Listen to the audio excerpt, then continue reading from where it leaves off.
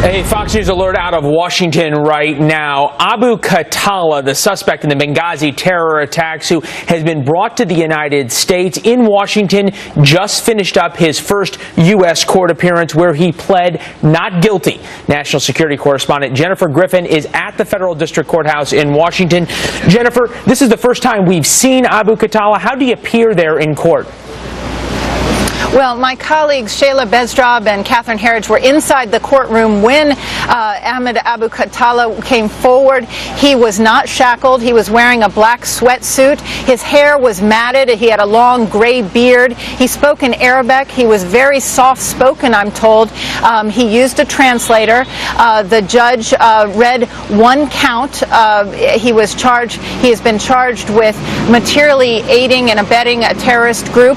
The government reserves the right now to add superseding indictments and charges to that initial count. Those counts could carry with them the death penalty, but right now aiding and abetting terrorists, providing material support to terrorism would bring with it a maximum sentence of a life sentence. He did plead not guilty, I'm told. My colleagues described him as looking as though he was a deer caught in the headlights. Again, very soft-spoken. The proceeding took place, lasted just 10 to 15 minutes, Leland. So, Patty Ann Brown here. The charges against him so far not outlined in great detail, but we just want to remind people that this, of course, stems from 9/11/2012, when there was this attack in Benghazi on the Libyan consulate that led to the deaths of former U.S. Ambassador Chris Stevens, as well as information officer Sean Smith and former Navy SEALs Tyrone Woods and Glenn Doherty. He's been kept for the last 2 weeks on this Navy warship. What came out of that detention time, Jennifer?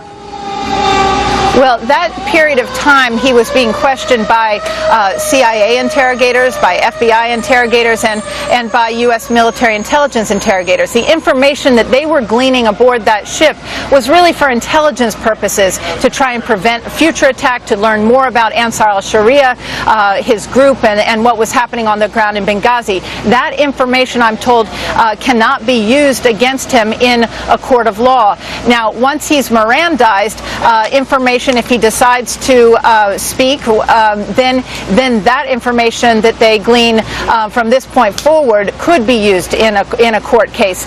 The government feels that they have enough to bring these charges against him. Again, the judge only read one count today, and that is materially supporting a terrorism group. They could add more serious charges at a later time, Patty Ann. Right. Jennifer Griffin, live for us at the District Courthouse in Washington, D.C. Thank you for that update.